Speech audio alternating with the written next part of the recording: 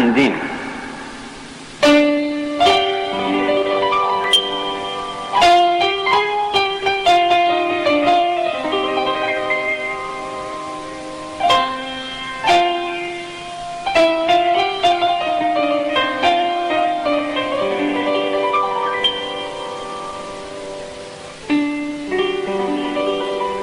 Şah dağın çal papağı, el dayağın şanlı sanatı.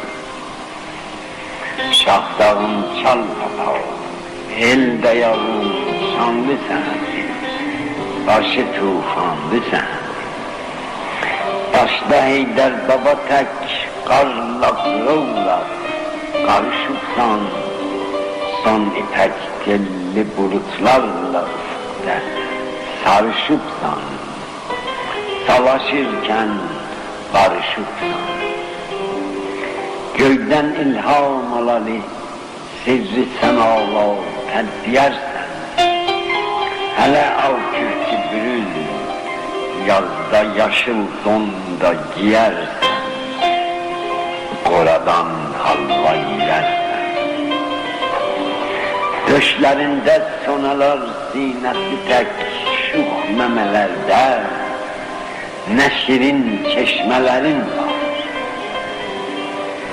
Döşlerinde sonalar zinesi tek şuh memelerde, ne şirin çeşmelerin var.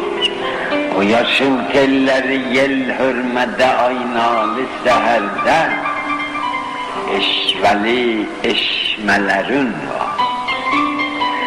O yağış yağsa da yağsın, sel olup aksa da aksın, yanlarında dereler var. Koy kalem kaşların uçsun karelerle hamı baksın, başlarında hireler var, sıldırımlar, sareler var. O eteklerde ne kızlar yanağı, lalelerin var. Kuzular otlayarak meydana hoş nalelerin var. Ay kimi halelerin var.